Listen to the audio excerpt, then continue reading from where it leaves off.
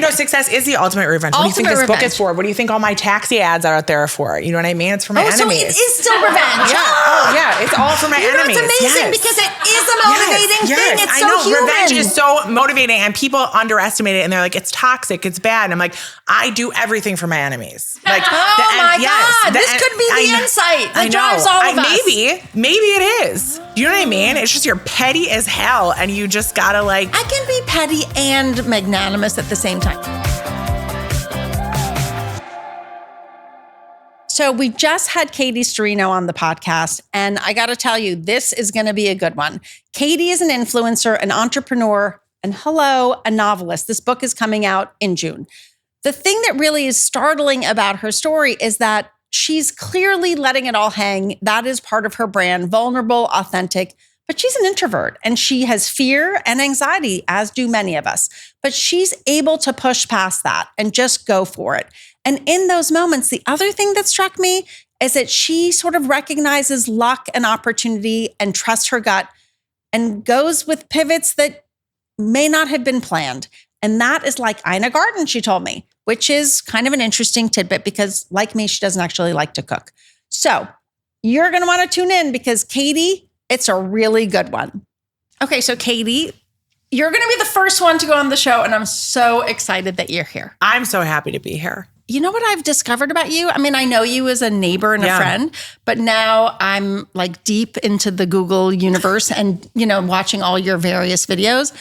You let all the messy parts hang. I do. I let the messy parts hang because I think that that's where you learn the most. Here you are, incredibly successful. I would say an introvert. Are you an introvert? I am an introvert. And you know that only because we're neighbors. Okay. Yeah. But yet you kind of are living your life out loud on social.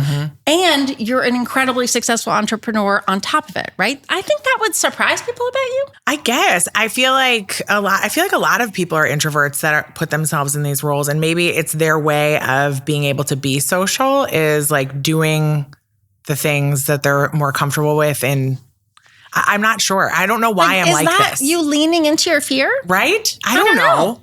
I don't know either. Oh, this is going to be like therapy for the two of us. I agree that I don't have the answer. But like when I have to go to work dinners, I really dread them. You ask MK, I try to cancel every single thing that I do. But I feel like I always go and it's good that I went. And as long as it's framed in a work context, I have an easier time doing things. If it's framed in a personal social context, it's harder. Harder for you. Yeah. But like work, you're like, no, I have to work. I have to go. Yes. But so what is the drive to work for you? I don't know where my drive comes from. Oh, this is therapy. I don't know where my drive comes from. Is it undiagnosed ADHD? That's my new theory about myself. It's just like bottomless hole of like accomplishment that you just can't ever get to. ADHD? Maybe. I think so. I thought that was like me not being able to sit still and like getting in all my report cards and I needed to sit still. No. Yeah, you're the girl who didn't sit still. I didn't sit still either, and we're not sitting still now. And I think that might be it. The thing that's interesting about you is that you're definitely younger than me. I don't even know how much younger than me, but you're definitely younger 44, than me. Okay, I'm 56 for the record, because we're messy and we let it all hang. So first of all, like you're known for body positivity, by the way, in the era of Ozempic, which we're going to have to talk about because I find it all very confusing. But you basically moved here from Milwaukee and we're going back. Well, I mean, I read that you wanted a job in fashion. Yes. And I mean, talk about a brutal industry in terms of body positivity. Yes. But you were like, no, I'm going to go there. And then you just kept calling and convinced Chanel to hire you. Yes. Like, I just want to know, like, walk us through that. So I grew up in Milwaukee and I went to University of Wisconsin-Madison, which is just Madison for people who, and I wanted to study fashion. I wanted to come to New York. I had that big dream. I don't know. I was drawn to it. Why was I drawn to it? I was the girl who had like the Gucci runway models taped up all over her bedroom. And I just loved fashion. And I wanted to be a plus size model. I knew I couldn't be a straight size model. I made my mom take me to But didn't you watch Devil Wears Prada and think to yourself like, that's maybe not going to be so good for me? I think that a part of me, and I've talked about this a lot in therapy. Or here. And here, both places, that I think I just wanted to prove that I could do something that maybe didn't want me. Are we realizing this right now? Okay. You know This is what? why I live in Palm think that Beach. this will have paid for itself, like in some way. Yes. Okay. Yeah. So you were like, no, I'm going to prove them wrong. Yeah. I wanted to prove them wrong because I think that I wanted to have the style and the lifestyle. And then Was there a show that influenced you? Like Ally McBeal or Sex in the City? I didn't even watch Sex in the City because we didn't have HBO. I'm old, as I said. I'm 44. So I'm saying like I'm older than you. But my timeline doesn't line up with the true like millennial timeline because I'm an elder millennial right on the cusp. Okay, so you did not watch Sex in the City or Ally McBeal. That's what I mean. And I didn't watch Ally McBeal. I think, why? Seinfeld? Is that what brought me here? I'm really unclear. Okay. I watched Sex and the City in college, though. So you convince Chanel to hire you. And what I read in that story is, I mean, you know, I was up at 2 a.m. Googling you, is that you were relentless. Yes. Like you didn't take no for an answer. I did not take no for an answer. And I flew to New York for an intern interview, which I'm not sure anyone has ever flown anywhere. But you had an interview. I had an interview because I kept following up with them like twice a week. I'd be like, can you imagine a random intern emailing twice a week being like, can I come in? Yeah, because I tell my daughter, like, you have to let people know you really want the job. Yeah. And yet I find her generation, or maybe just people in general, they're so worried about how people are going to view them that they actually don't go for the thing that they need to go for. That existed at that time also. I just think that certain people don't care. You don't care about making yourself look needy or desperate or whatever the things are that people... What do you think that was about? Because I wanted that job. Mm-hmm. But so you were willing to be embarrassing to get the job. And I'm still willing to be embarrassing about everything, I think. And that's the difference, is that most people are not willing to be embarrassing. My husband said to me the other day, I think you have like a lack of self-awareness. Yes. Which I think is what that might be. But I think I have the same thing. I think we actually are self-aware. We just don't care. Yeah, I'm able to put it aside. Yes. Good thing I wasn't too concerned about being cool, because I was not. You should have seen me in bowling. I was a really terrible bowler. Okay, so you get the job at Chanel, then you're at Dolce & Gabbana, and somehow you decide. I read this story where you sort of found out that you were being let go inadvertently. The marketing director called my desk and said, I think we can get rid of Katie. I'm not sure we have much use for her anymore. And I was like, oh, hi. You're like, this is me. Katie. Yeah, you're actually letting me know. And then she was like, I'm so sorry. I meant to call the other Katie, and so many Katies in the 80s. But so I got let go, not in a bad way there, but that was funny. And Dolce & Gabbana, the president of Dolce had to tell the head of PR to talk to me and tell me that I could not wear Uggs and juicy mini skirts to Dolce & Gabbana for work. And that was like a big fashion lesson for me. Because I thought I was coming in at the height of like Y2K fashion, which I was, but not at Dolce & Gabbana. Not Dolce level. I know. Okay, so then what made you decide not to take another job, but to start your own thing? I took another job at a small PR agency, and that was just like the next job I got. And it was interesting to learn how an agency worked. But again, I found that the people were really hard. The business was great. I really liked that part of it, telling people stories, getting people attention on their businesses. I did not like the people aspect. How did you pivot to your own thing? I started working with Bobbi Brown, the makeup artist. Her brother-in-law knew me from something, and I got hired there to do like freelance stuff. And then while I was there, I had time to say, you know what, I really like doing PR. I don't want to work with any of these people. I would like to start my own thing. Let me see if I can get some clients. So while I was working at Bobbi, I started pitching. Like I would like go to trade shows. I would like look online. I'd be like, I'd go into stores and be like, what are these designers? And just start cold calling people. And so I built a client roster, left Bobbi Brown, and then started my own thing. What made you, like, are your parents entrepreneurs? My dad's an entrepreneur. Okay, because there has to be something that made you say. You know what? The thing that made me say it is that I wanted to be able to go get, this is what I always used to say, I wanted to be able to go get a cappuccino at 3 p.m. and not have to tell anyone. Just, as opposed to get it for somebody else. Yeah, get it for someone else. Right. Or like have to like clock in and out. And I just wanted to be in charge of my own schedule. Working for yourself doesn't mean that you work less. You work more. You work more. Yeah. But I wanted to be in control of my own schedule. Okay. So you start this agency. It's called Tinder. This was before the dating app Tinder. It was called Cast PR. And then I changed, which is just my initials. And then I changed it to Tinder. I got my logo done. I got everything done. And about a year later, my assistant at the time was like, there's a new dating app called Tinder. Like, have you seen it? And I was like, no, it's probably not going to last. No one's going to hear about it. And then a year or so later, I ended up selling my business name to Tinder, the dating app. Did you get a lot of money for that? No, I got some you money. should've held out. I know, I got some money. They didn't really even care about buying it, but I feel like they were like, well, at least all you right. got something. Yeah, yes. Okay. So then what happens? And by the way, they knew about me because I was getting emails from people who couldn't find matches on Tinder who were like, please help me. Like, I'm trying. Like, I just want someone to like be friends with, like all the things. They should have really paid you, but okay. So then what happens? So then I continued to do PR, but I had rescued 2 dogs at the time. Did you grow up with lots of animals? No, I didn't grow up with any. This is why I'm an animal hoarder, because I wasn't allowed to have a dog. So I had gotten my second rescue King Charles Spaniel. Her name was Toast. My first one was Muppet. And she was a very special dog. And I knew that. I could tell like that she just had a special personality. Her tongue was out. She would let me like dress her up, pose her, do anything. And I was like, I'm going to make my dog famous. Because it was right in the beginning of I know your face. Right in the beginning. I tried to find a picture of her dressed for the Met Gala. Oh, she never went to the Met Gala. But she sort of dressed like for an event. Yeah, well, she got married on Real Housewives at she had a wedding at the Highland Hotel. Bravo. Yeah. Nice. She had a wedding at the Highland Hotel, like in the that's big amazing. room. I might need like, to find pictures of that. Oh, it was beautiful. She wore like a $75,000 diamond necklace, and she had a Marchesa custom dress. Martha Stewart wedding, like planned the whole thing because of Darcy Miller. She was our fairy godmother.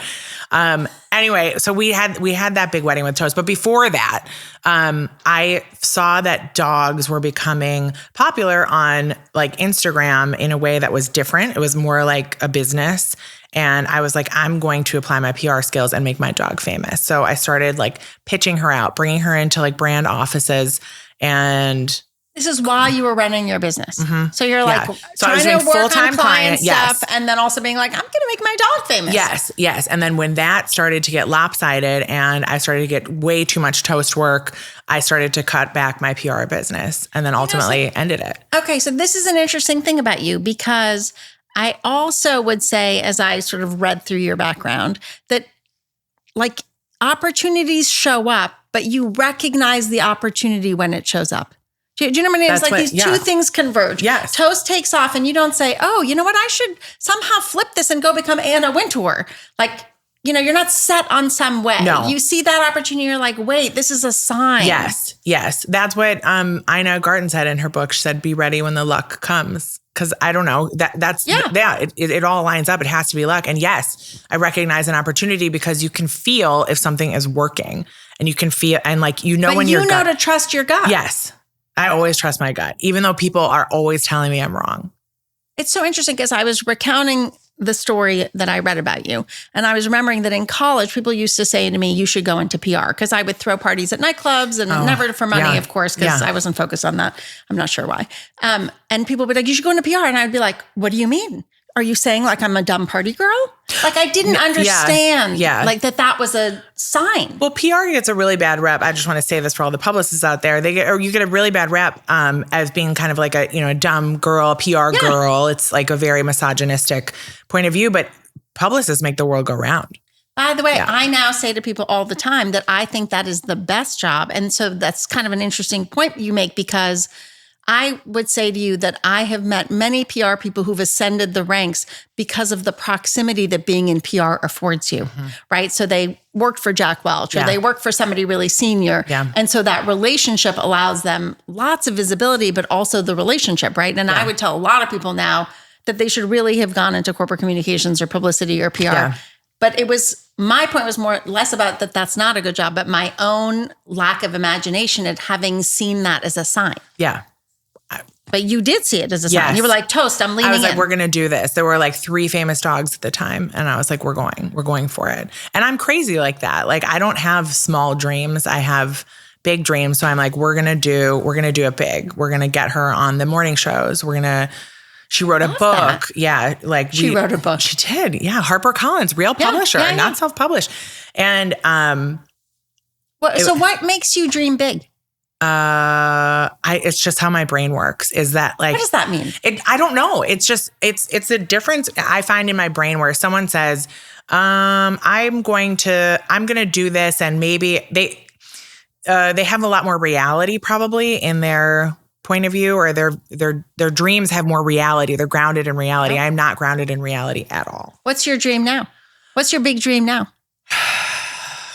Oh, we're breaking news right here. I don't know. My big dream right now is to get my novel turned into a TV show. Yes. Really? Yeah. Who's going to play you? No one. I don't know. It's probably going to be a new opportunity for like a new person who needs to break into Hollywood. That's my dream, is to have like recognizable cast around her, but then she's a breakout star, because we need more body diversity in Hollywood. And I feel like that's a really exciting role to get someone into. Okay. So see, you're putting your big dream out there. That's feel like what I'm in like a vision boarding session. But you know what? I don't even have a vision board, and I don't, right? But people are like, but oh maybe no, I should have one. I keep thinking about should that. we have that? Like, it feels like at the top of the year, everyone's like making a whole thing for what they want for the year. And I don't do that. Imagine how powerful we'd be if we did. I also never had a plan. Yeah. I never had a 3-year plan or a 5-year plan. No. So vision boards, I'm like, wait, what? Same. I don't have, I have like a feeling. But people I have hustle. Oh, and I have hustle too. You have hustle. But you have to have both. Because you can have a feeling, but if you don't have hustle, then... No, I say you can vision from your bedroom, but that's not going to actually show up. Mm-hmm. Okay, so now Toast takes off, and where do you come into the picture? Because all of a sudden, then Toast moves to the side, and you become the center. Yes, we were on a photo shoot for NARS. Mm-hmm. Okay. Of Beauty course, brand. yeah, for Toast. We were doing like shots of like blush on her fur, like super cute. And the editors who were working on it, I pitched myself because... you know, PR mindset. And I was like, you know what? They should do a story on me. Okay, I love this. I think it's the fear of rejection, maybe, that people think, what's the worst that's going to happen? They're going to say no. I don't know. I'll ask anyone, anything. I don't know. That's why I'm a very good wingman or wing girl or whatever, right? Because you know what? I have no qualms. You want to meet somebody? I'm your person. Let's go. But people get scared of us when we're their wing people, because we don't care. We're like, what's up? Do you think that guy's cute? I know. I'm not good at it for myself, but for you, I'd be really for you good. Do anything. Like I'm like, who do we know who could make that movie? Same. I'm the same way. Okay. Yeah. So then you pitch yourself. I said, you should do a story on me, because there's just no coverage of like curvy girls in fashion right now. I think the year was 2014. And they're like, okay, let's do a story on you. It was from Man Repeller. And I think the thing that happened there is my brain broke open when I saw the comments from women saying Were they mean? No, they were the opposite. They were like, I've never seen my body on a fashion blog. Again, it's 2014. So it's like, so here's your next sign. Yes. They're just like, I love like opening up this page and being able to see myself, like, wow, these shopping tips are so great. So I feel like that was a big sign for me. Okay. So the opportunity shows up. Yeah. In the sense that you see the comments and they're positive. I'm like, this is why I love representation matters. Yes. Right? And so, okay, so you pivot to thinking. So I was like, I really was deeply uncomfortable with being in front of the camera. You know, I'm in PR and behind the scenes. I'm doing dog stuff. I can put everything on Toast. And now it's time for me to get in front of the camera. And that was so But awkward. you pitched yourself. I know, but okay, I'm just pointing I know out it. But like, I mean, that first photo shoot, I was near tears, just like so embarrassed. And yet you pitched yourself. Yes. I'm just pointing it out. Yes. Okay. I put myself there, but I was so nervous. And so it happens. There's amazing comments. And what happens to you? I had breakfast with the editor at Glamour, Sophia Chabot at the time, and she said, I don't think you're going to be a publicist in a year. I think you're going to be doing this full time. And I was like, okay, like, let's see. I remember her saying that to me. And then as soon as I put it up online, the 12-ish style, because I had fluctuated maybe a size 12, 14. Did 12-ish already exist or? Nope. I started the 12-ish style. It was a blog. Yeah. My other friend was like, just start an Instagram, start a blog, just do it. So I just did it, and it took off because we needed someone in the space who was there to like help the big girls get dressed. So representation matters. You dream big and you just go for it. Yes. In the face of fear. Oh, yes. Yeah. I am scared, but like you just go. But so how do you have the ability to put that fear aside? I think fear is less strong than regret. And I don't want to regret anything. I don't want to leave an opportunity on the table because I got nervous. So even though you get anxious, you get nervous, you get fearful, you have a way. Yeah. But what is the way? Like, do you meditate? Do you go for a jog? Like, do you have a trick? Is there like a CBT trick? No, I just go. I just do it. You just go. I just do it. Yeah. Yes. Where does Megababe show up in this journey? So I'm doing the body acceptance work, which I didn't even start off doing body acceptance work. I just realized after about a year of talking to women of all sizes who were like, I'm so inspired that you wear a tank top, that women's body image is so fucked up and that every woman of every size doesn't like her body and we need to do something about that. So that was my next phase, as I was like, I feel like the lights just got turned on and I'm realizing that women have been tricked into focusing on their body size and their body shape and feeling that it's wrong, no matter if you're thin or big or whatever. So I figured I needed to do something about that. And so that was my next phase of this. Did you also feel a sense of responsibility? Because what you unlocked now became bigger than you. Yeah. Yes. Yeah. I wanted to help women. So that became like, it shifted from like dog rescue, helping small businesses. And now it's like, oh, we need help. Women need help. And I feel like I just realized that we're in like a huge con where you're supposed to stay small and feel bad about yourself. But that is only because that keeps you away from your power. So let me work on that. So that's what I pivoted to. And then as I was doing that, something kept coming up.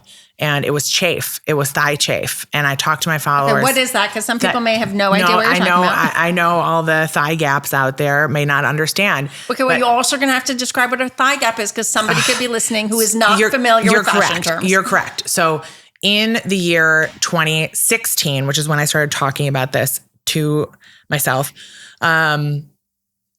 there's a term called thigh gap where your thighs don't touch. And that's the goal. That's the goal, is to have your body. Whose goal? That's the media goal is like, it's like so how to get you should thigh have gap gaps by summer, like that. So how to have your legs not touch, which we know that like your legs touch no matter what your size. If you have like certain shaped hips, whatever, it's a whole thing. You're human. Yes. Your thighs touch. Okay. Like, so I started every spring, I would get these messages from people who followed me being like, what do you use for thigh chafe? Do you use shorts underneath? Do you use a chafe stick? Like, what is it? And the only things in the market every year were from gross companies that worked with or that targeted runners or men. Really embarrassing names. D's nuts for her. What is that? I know. That's a terrible name. This is what's out there. Squirrel nuts. It's like how to make yourself feel worse. Yes. It's how, like, who wants to pull that out? Nobody. No. Okay. So I just kept waiting for someone to make a chafe stick that we could be proud of.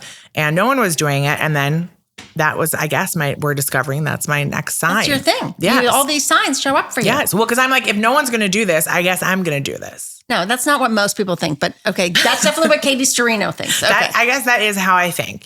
And and you're like, no fear, I'm just going to go do it. What do I know about making a product? And then my very cautious and very conservative, my sister and my best friend from Camp Kate, they're both they have a very different brain and mode than I have. But they're your partners. They're my business partners. So I was like, let's do this. Neither of them had ever chafed. They were like, we don't know. If you think this is a thing, like, let's go for it. You seem to have done okay with the dog thing. They in were your willing business. to follow you. Yes. I like that. And so we launched Thigh Rescue.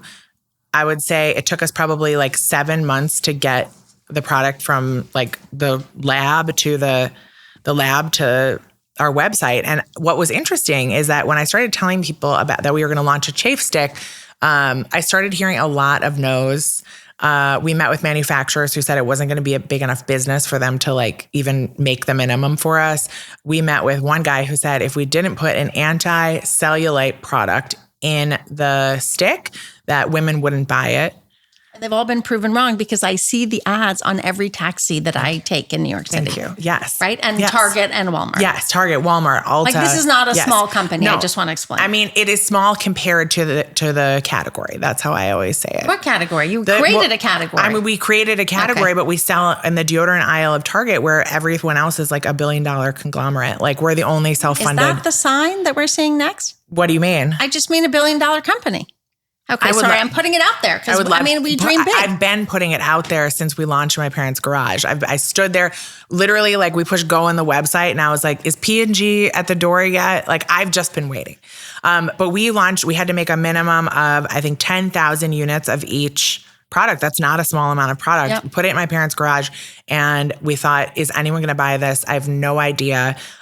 We made a product called Bust Dust, which is a talc-free powder that you can spray in your bra for boob sweat or like in your unders, wherever you're sweating. Everyone was like, are we just going to hold these for the next 2 years until they expire? You're going to hand them out at Halloween like we do here in Chelsea. Exactly. And we had a segment on the Today Show about 3 weeks after we launched, and we sold out of every product we made. We launched in June. We sold everything out by after July 4th weekend. I mean, if this isn't an inspiring story of like, just go do shit, I don't know what is. Yeah, thank you. Yeah. So I think what's interesting is that we have faced issues from everyone from retailers to media to customer. I mean, people who see our ads who don't understand what we make and think it's vulgar. We just made a new TV ad. And the reason I wanted to make the TV ad the way that I did, I wanted it to resemble the way that ShamWow or the Pillow Guy, those really annoying commercials you see that stick in your head. I wanted to make one of those. So I made this like... Such a PR person. Okay. You can't stop it. Yeah, it's just there. It's like how you're wired. Yes. I understand. And I wanted to put something out there that people would really remember. And it's just me, and I call it throwing a leg up. It's me with my foot up on a wall or wherever, and I'm just applying my thigh rescue. Well, we're running it on E, we're running it on Bravo, we're running it on all these different networks. But we got a message from Hallmark that it did not meet their standards because it was not family friendly, which I really don't understand what is not family friendly about stopping thigh chafe. Let's talk about the fact that you work with your sister and best friend. Yes. And I have started working with my husband, probably like starting in COVID. You know, working with your family and friends can be messy. Are you going to give us a messy part of that story? It's the messiest thing you can do, I think, is work with your family and friends. And also amazing. Yeah. And I think the difference is when you're working with, I don't know how it is to work with your spouse. Like John and I work together. He does all my contract work, and we have never had an issue. But working day in and day out with my sister, I can fight with her and call her a fucking idiot and hang up the phone, which I don't ever hang up the phone. But I mean, I can just call her names, and then 2 seconds later, we're back on the phone and be like, what are you doing? Okay, but I mean, it goes deep. Yes, but I'm saying like, I think there's a freedom when you're working with family because you know that you can say what you really feel and you can move on. Now, you can't do that too much in front of employees. Like as we've grown the team, I've had to scale back my like open conversations in front of people. I don't want to make people feel uncomfortable, you know? And then working with a friend is also hard because we spend so much time together during the week on work that you got to put effort in to keep the social part of your friendship alive. Which is hard. Yeah. But that's true with like a partner too, I think. Yeah. Yes, I agree. Yes. You know, I have tried to hire a lot of friends over the years and I've been declined a lot. Because I think... Well, not everybody's I know. up for I that. think people don't... I think people are cautious. We have no boundaries. We have no boundaries. But there's a lot of therapy to be unplugged here. I know. Okay, so you have it's the truth.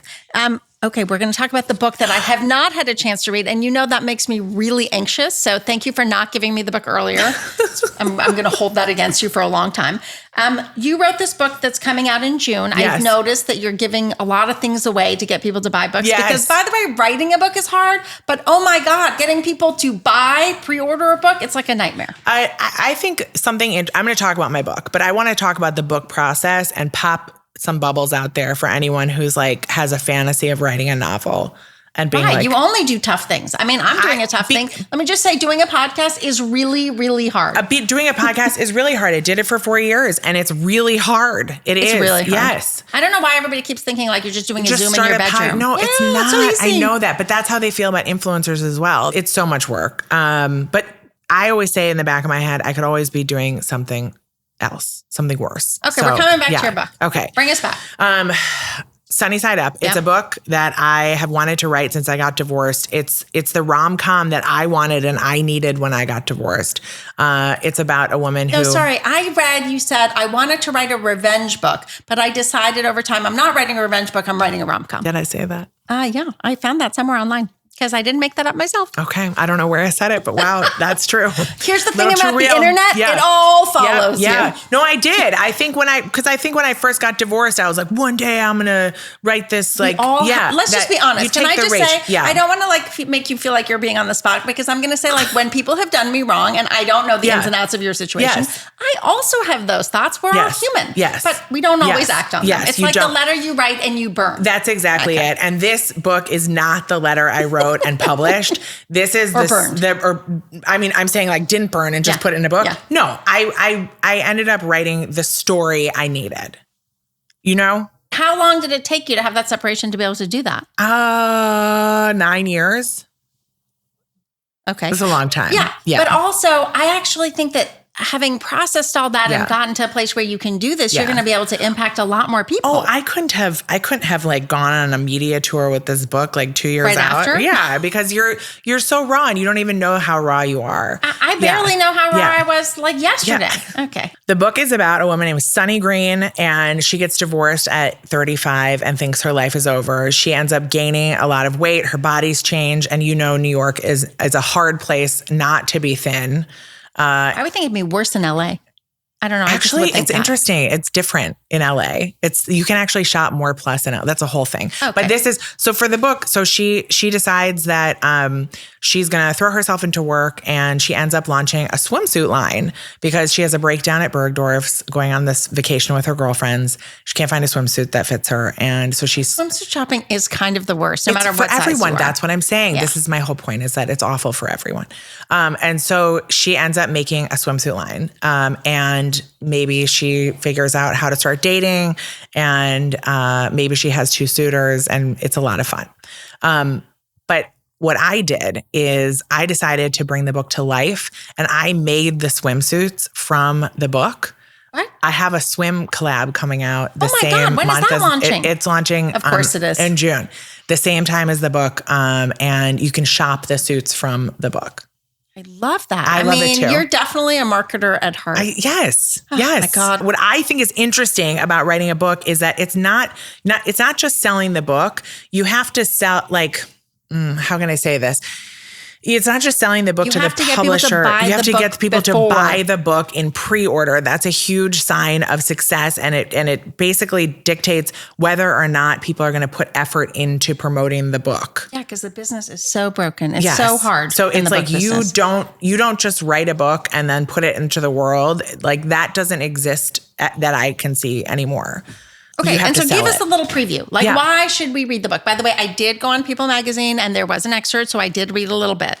Well, I think Sunny is, I hate to use this word inspiring because it feels cheesy, but it is. Sunny is inspiring. It's funny. You had a Sex and the City comment about it. Yes. Someone said it was like a Carrie Bradshaw for the next generation. And God, did I meet Candace Bushnell at an event in Palm Beach this year, and did you almost fall over? I did. And I looked at her and I was like, oh, someone said like, I could barely even choke out my own line if someone said I'm a next generation you. And she was just like, can you get out of here? What's happening? Yeah, no, she's like, please. Do you know how many girls say this to me a day? Like, this is so, anyway.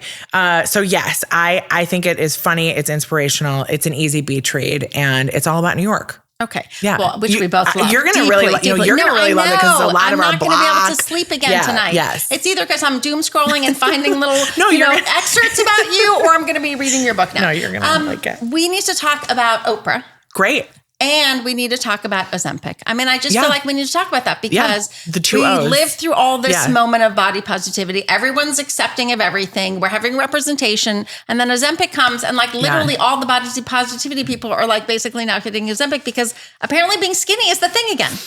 I think what's really interesting is that I view it in a very careful way of I knew you'd be the person to talk about this. I know it. This is a medication that is made for people who need it, who have numbers that they need adjusting for the longevity of their health.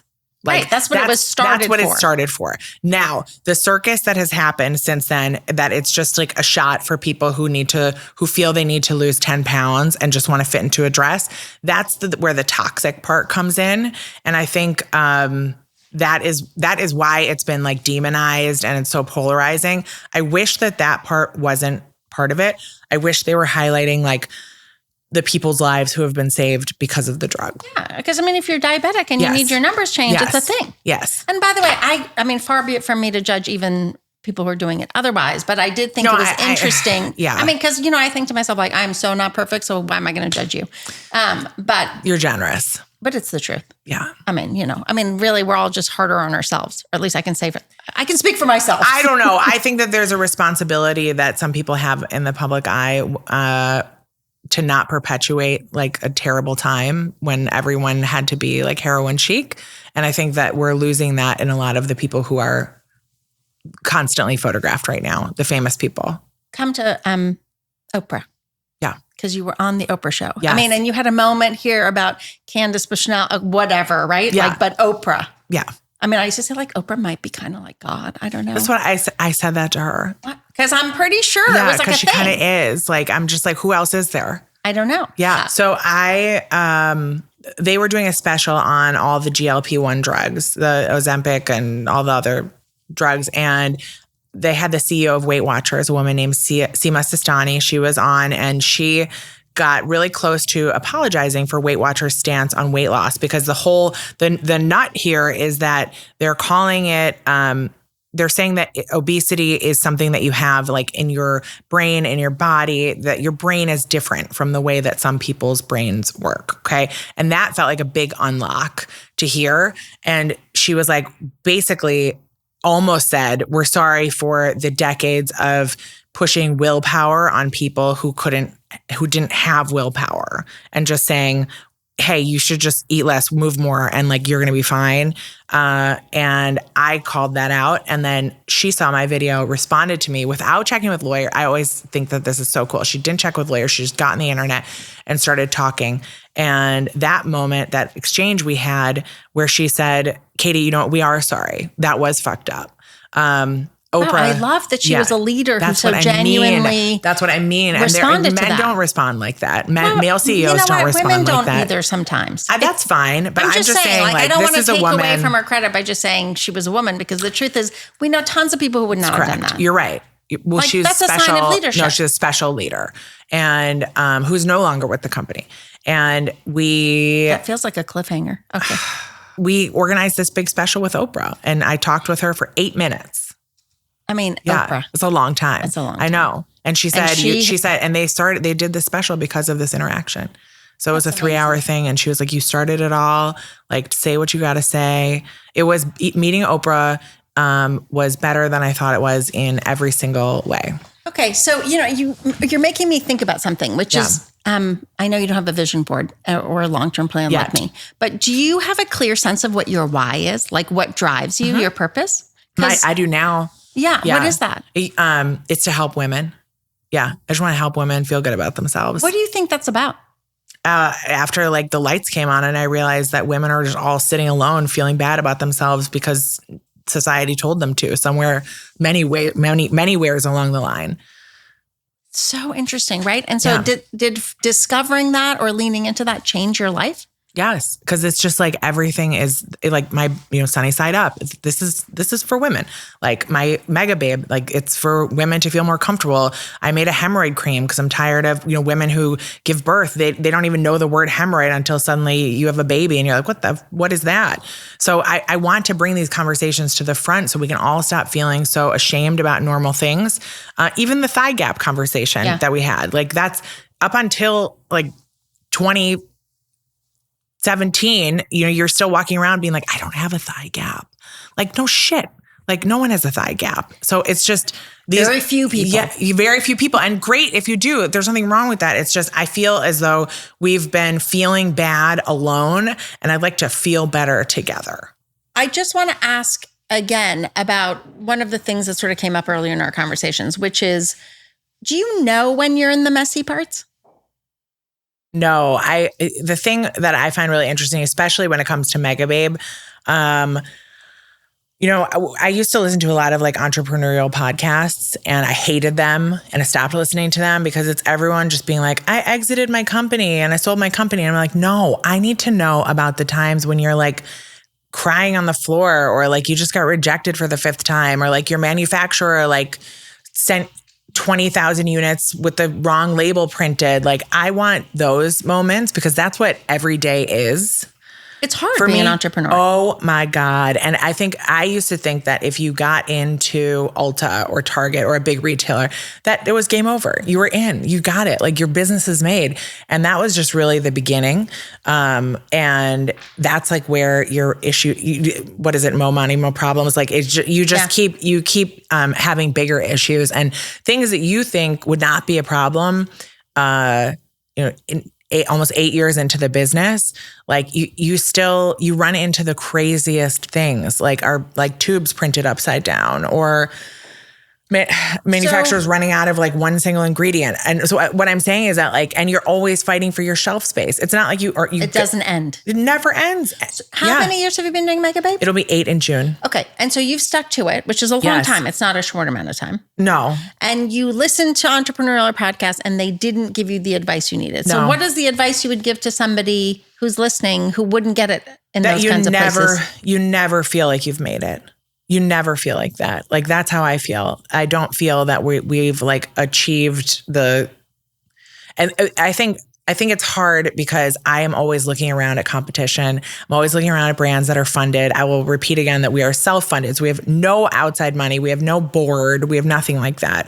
And I look around at brands who are doing activations like, pop-up coffee shops or big, massive mailers. And I'm like, look at them moving the marketing needle. And then you find out a year later that they made no money and they closed. Mm-hmm. So I think it's hard, especially in like the product industry, because you're always looking around. Well, any industry, you're always looking around.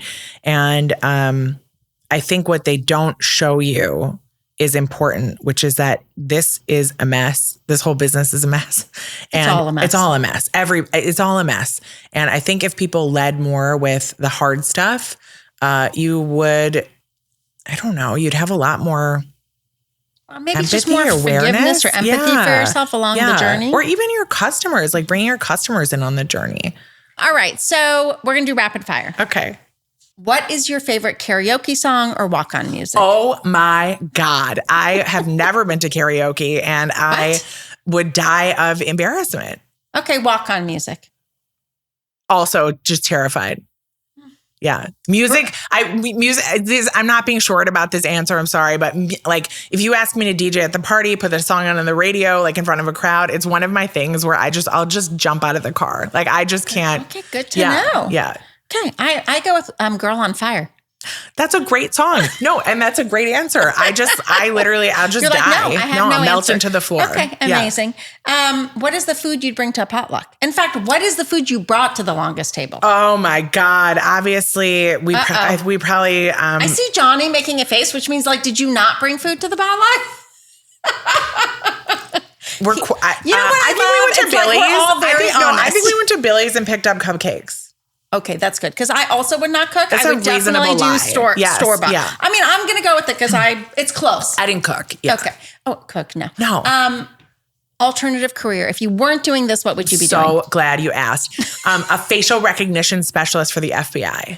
I do love those shows. Yeah. That's why I don't understand when people don't ask for a lawyer when they get arrested. Because I'm like, haven't you watched Law and Order? Because you are going in as an innocent, nice person. And you're like, this is what I would do. I think about this all the time. Watch more TV. No. Yeah. Okay. John's like, don't talk to anyone. Yeah. No, I get it. And I will say my knowledge comes from television. What are you reading, listening, or watching? I'm currently listening to my own. I'm listening to my own book right now. I'm going to start the Mel Robbins Let Them theory book. My mom just listened to it and said I need to listen to it. What would you say people would be surprised to learn about you? I'm as much of a curmudgeon as I am because I think I keep it pretty positive online. You know, if I don't like a movie and if I don't like a restaurant, a movie, something, I don't really put negative opinions out online unless it's about like a man or like the media or something like that. I keep it pretty positive. But in real life, if you ask like my friend Ryan, he's like, you've never liked a cup of coffee in your life. I am a big complainer. Amazing. See, there was a surprising thing. What is the one piece of advice you'd like to leave everyone with? Oh, just do it. Just do it. I see people, and it breaks my heart, having the same idea or the same thing that they've wanted to do, and you talk to them a year later, 2 years, 3 years, 4 years, and they still haven't done it. And I'm like, just do it. And I'm going to say we might have learned from you to dream big because I think don't limit yourself. Don't limit yourself. See, because why not? Because you want to know what? Now I'm going. Come on. Here it goes. I'm just saying that I think you think that people get to where they are because of some special skill you don't have. And then the further in you go, you realize that everyone's just a person and that they got there for whatever. And I feel like once you realize that, you can lift the ceiling and just dream bigger because there's no reason why it can't be you. Don't limit yourself. Don't limit yourself. Yes. Okay. Well, thank you so much for coming. That was really fun. Thank you. I can't wait to read this book because now it actually has like even more meaning. No, you're going to really like it. It's very neighborhoody. Yeah. But I'm now seeing the movie. Oh, good. Right. We'll film it on the block. Exactly. We're going to dream big. All right.